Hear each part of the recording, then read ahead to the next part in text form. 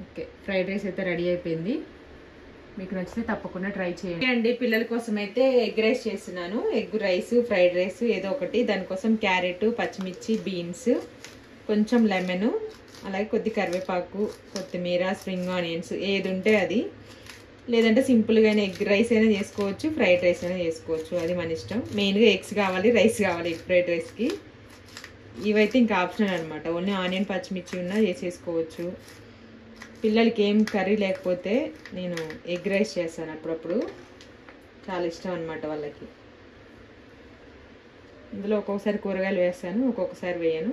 ఈసారి ఇంట్లో ఉన్నాయి కాబట్టి యాడ్ చేస్తున్నాను. లేదంటే మామూలుగా రైస్ వేసేసి దాంట్లో ఎగ్స్ బీట్ చేసుకొని వేసుకొని కొంచెం అట్లా పీసెస్ లాగా అయిన తర్వాత ఉప్పు, కారం వేసేసుకొని వేడివేడి రైస్ వండుతాం కదా అప్పుడే మార్నింగ్ లంచ్ బాక్స్ కోసమని ఆ రైసే తీసుకొని యాడ్ చేసుకుంటాను. ఇంకా దాంట్లో సాసెస్ ఏమీ యాడ్ చేయను. దీంట్లో కొంచెం లైట్గా యాడ్ చేస్తాను.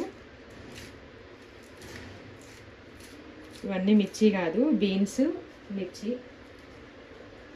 అలాగే క్యారెట్ కూడా చిన్నగా కట్ చేసుకోవాలి. క్యారెట్ ఈ మధ్య ఎక్కువ తీసుకొస్తే 1/2 kg అట్లా 1 kg తీసుకొస్తే తొందరగా పాడైపోతున్నాయి అనమాట. వేస్ట్ చేయడం ఎందుకనేసి నేను కట్ చేసి బాక్స్లో పెట్టేస్తున్నాను. ఇట్లా స్లైస్ లాగా కట్ చేసేసుకొని రౌండ్గా బాక్స్లో స్టోర్ చేసి ఇవి తీసుకొచ్చి ఇప్పుడు 2 weeks అయింది.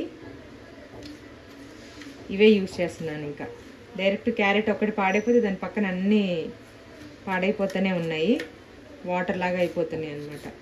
అక్కడ నీళ్లు చల్లి చల్లి ఉంటాయి కదా కూరగాయల షాపులలో, అందుకే పీసెస్ కట్ చేసి బాక్స్లో పెడుతున్నా. బీట్రూట్, క్యారెట్ ఇలాంటివి కొన్ని. ఇంకా మనం ఎన్ని రోజులైనా వాడుకోవచ్చు దాన్ని. ఓకే అండి, కూరగాయలన్నీ కట్ చేశాను. బీన్స్, పచ్చిమిర్చి, క్యారెట్, ఆనియన్స్, కొంచెం వెల్లుల్లిపాయలు, ఒక నిమ్మకాయ, కొత్తిమీర లాస్ట్లో వేస్తాను ఫైనల్గా అయిపోయిన తర్వాత. స్టవ్ ఆన్ చేసి ప్యాన్ కూడా పెట్టేశాను. ఇప్పుడు మనమైతే ప్రాసెస్ చూద్దాం. ప్యాన్ కూడా హీట్ అయిపోయిందండి. కొంచెం ఆయిల్ యాడ్ చేసుకుందాం. ఫస్ట్ ఎగ్స్ ఫ్రై అవ్వడానికి సరిపడా వేసుకుందాం. 1 స్పూన్ లేదంటే 2 స్పూన్లు ఆయిల్ వేసేసుకొని ఎగ్స్ ఫ్రై చేసుకుందాం. ప్యాన్ ఎట్లాగో హీట్ అయింది కాబట్టి ఎక్కువగా మనం ఎగ్స్ అయితే దీంట్లో వేసేసుకుందాం. పడుతుంది.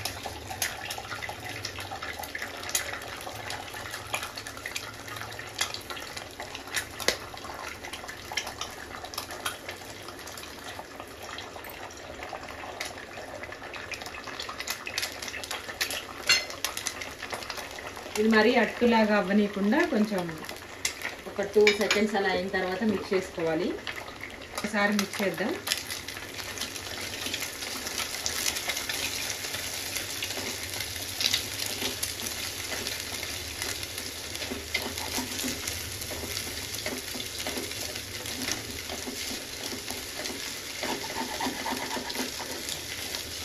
మరీ కలర్ రావాల్సిన అవసరం లేదు. కొంచెం ఆయిల్ పీల్చుకొని డ్రైగా అయితే సరిపోతుంది. పొడి పొడిగా మనకి ఎలా తెలుస్తుందంటే రెడీ అయిపోయిందని. ఈ అడుగులు ఉంది కదా, ఈ వైట్ కూడా, ఇది కూడా సపరేట్ అవుతుంది అనమాట. అప్పుడు మంచిగా కుక్ అయినట్టు, ఎగ్ ఫ్రై అయినట్టు.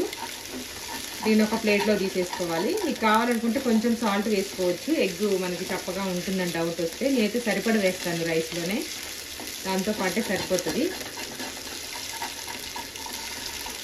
ఓకే అండి, అయితే ఫ్రై అయిపోయింది. ప్యాన్ కూడా నీట్గా అయిపోయింది చూడండి. ఇప్పుడు దీని ఒక ప్లేట్లో తీసేసుకుంటాను. ఇదిగోండి, ఎగ్ ఫ్రై అయితే తీసి పక్కన పెట్టేసుకున్నాను. నెక్స్ట్ ఇప్పుడు రైస్కి సరిపడా, మన కూరగాయలకు సరిపడా ఇంకొక 2 స్పూన్స్ ఆయిల్ యాడ్ చేసుకుందాం. చాలా తక్కువ ఆయిల్ పడుతుంది ఫ్రైడ్ రైస్కి. మ్యాక్సిమం మన చైనీస్ రెసిపీస్ అన్నిటికి కూడాను చాలా తక్కువ ఆయిల్ యూజ్ చేస్తాం. మోమోస్ కానీ, ఇలా ఎగ్ ఫ్రైడ్ రైస్ కానీ, నూడిల్స్ కానీ, దేనికైనా. ఫస్ట్ అయితే కట్ చేసి పెట్టుకున్న వెల్లుల్లిపాయలు, అల్లం వెల్లుల్లి ఎక్కువగా యూజ్ చేస్తారనమాట. అంటే పేస్ట్ లాగా కాదు, మనమేం పేస్ట్ యూజ్ చేస్తాము, వాళ్ళేమో ఇట్లా పీసెస్ యూజ్ చేస్తారు. దీంట్లోనే కట్ చేసి పెట్టుకున్న వెజిటేబుల్స్ అన్నీ కూడా ఒకేసారి వేద్దాం. ఎందుకంటే కొంచెం క్వాంటిటీ కాబట్టి ఆటోమేటిక్గా అయ్యే ఫ్రై అవుతూ ఉంటాయి. నెక్స్ట్ క్యారెట్, పచ్చిమిర్చి, బీన్స్, ఆనియన్.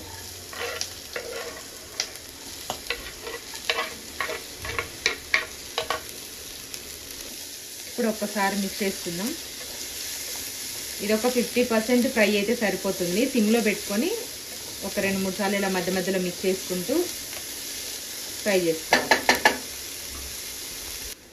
ఓకే అండి, వెజిటేబుల్స్ అన్నీ ఫ్రై అయిపోయాయి. ఇంకా ఎక్కువ అవ్వాల్సిన అవసరం లేదు, చిన్నగా కట్ చేసాం కాబట్టి కొంచెం ఎక్కువ టైమే ఫ్రై చేసుకోవాల్సిన అవసరం ఉండదు. కొంచెం కరివేపాకు,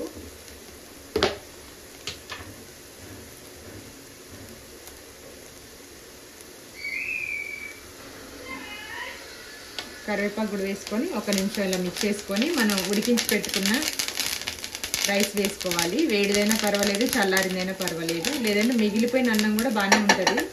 బాస్మతి రైస్ అయితే ఇంకా బాగుంటుంది అన్నమాట.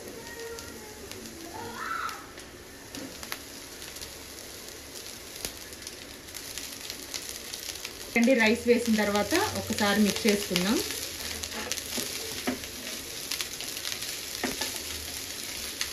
పచ్చిమిర్చి కొంచెం ఎక్కువగానే వేసాం కాబట్టి కారం తగ్గించి వేస్తాను. ఇది పిల్లలకి ఈవినింగ్ టైంలో స్నాక్స్లా చేస్తున్నాను. డైలీ ఏదో ఒకటి చేస్తూనే ఉంటాను. ఈరోజు మాత్రం రైస్ కొంచెం మిగిలింది మార్నింగ్ది, అందుకే ఎగ్ ఫ్రైడ్ రైస్ చేస్తున్నాను.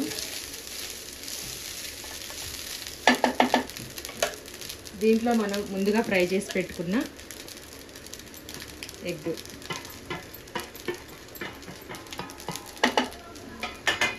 అలాగే టేస్ట్కి సరిపడా salt.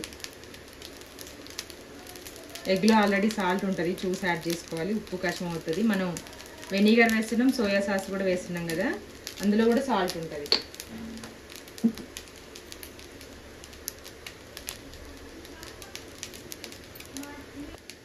Soya sauce, dark soya sauce ఇది, అలాగే వెనిగర్, 1 స్పూన్ వెనిగర్, లైట్గా కారం, మిరియాల పొడి కూడా వేసుకోవాలి. మా పిల్లలకి అంత ఎక్కువ ఇష్టం ఉండదు, తినరు, అలవాట్లేదు అనమాట,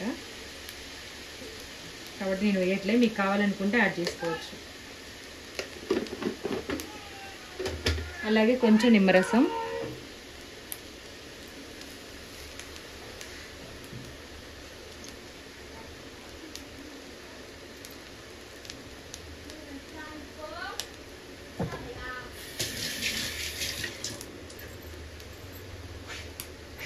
ఒకసారి మిక్స్ చేస్తాను. కొంచెం మీడియం ఫ్లేమ్లోకి అడ్జస్ట్ చేసుకొని ఇదంతా కలిసేలాగా ఒకసారి మిక్స్ చేసుకోవాలి. లాస్ట్లో స్టవ్ ఆపే ముందు హై ఫ్లేమ్లో పెట్టుకోవాలి.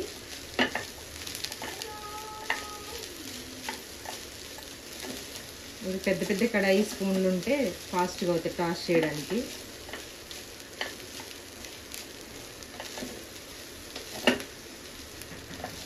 కింద పడకుండా చేయాలి, అది మెయిన్ టాస్క్ అనమాట. వంట చేసేవాడు కింద పడితే వంట చేయడం కంటే క్లీన్ చేయడానికి ఎక్కువ టైం పడుతుంది నాకు. రైస్ని ఎక్కువగా హీట్ చేయొద్దు, అయితే ఫ్రైడ్ చేసేది ఫ్రైడ్ రైస్ కాబట్టి అప్పుడప్పుడు తప్పదు అనుకోండి, కాకపోతే ఎక్కువ హీట్ చేయదు. ఇప్పుడు హై ఫ్లేమ్లో పెట్టేసి ఒక 1 మినిట్ ఇంకా స్టవ్ ఆపేసి కొంచెం కొత్తిమీర వేసేసుకుందాం. ఆపేసాను, స్టవ్ ఆపేసాను. ఇంకా ఓకే అండి, ఫ్రైడ్ రైస్ రెడీ అయిపోయింది. మనం ఎగ్స్ తీసేసుకున్నాం కదా, అదే ప్లేట్లోకి అయితే వడ్డిచ్చేస్తున్నాను. కాలుతుంది.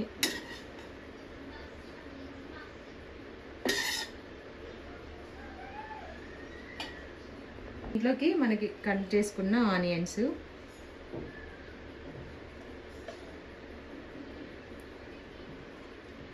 లెమన్ ఆల్రెడీ వేసాం రైస్లో, కావాలంటే ఇంకా ఎక్స్ట్రా.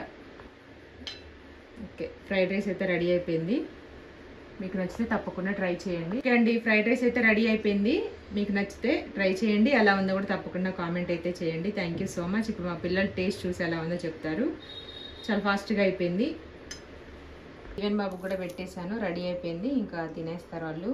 ఈవెన్ అయితే టేస్ట్ చేస్తుంది ఎలా ఉందని.